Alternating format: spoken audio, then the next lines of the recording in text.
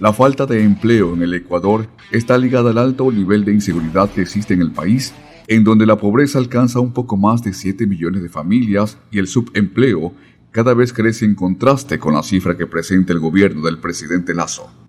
Pero tenemos esa inseguridad también ligada a un alto componente de desempleo, es decir, carencias, desempleo y pobreza, carencias muy graves de más de 7 millones de personas.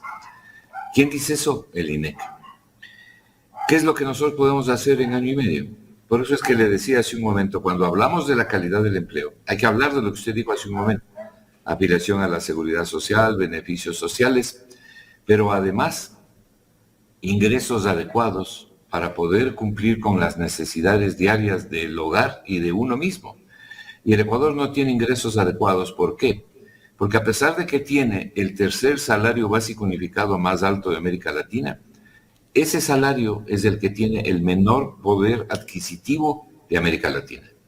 Dicho de otra manera, los ecuatorianos con $450 de salario básico unificado somos los que menos compramos en América Latina.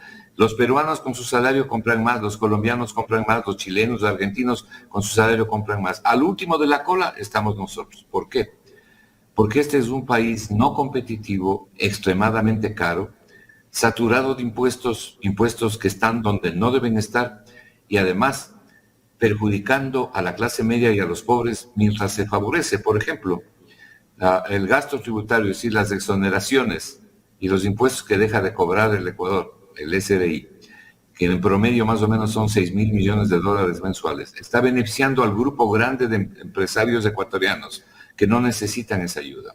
Están tan mal puestos los impuestos que lo único que hacen es, se ponen los impuestos y se exoneran luego a la gente que está arriba, a las grandes empresas, a los grandes empresarios. El impuesto que más exoneraciones tiene es el impuesto a la salida de divisas. Pero no solamente eso, sino que cuando usted paga el impuesto a la renta, tiene todavía una serie de beneficios del lado empresarial.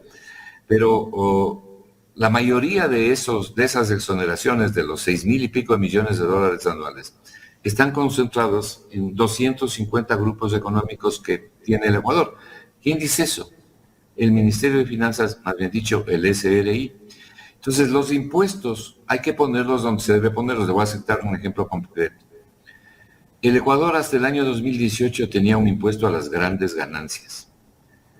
Y llegó el señor Martínez al Ministerio de Finanzas y entre gallos y medianoche, a través de un reglamento a la Ley de Fomento Productivo, eliminó el impuesto a las grandes ganancias.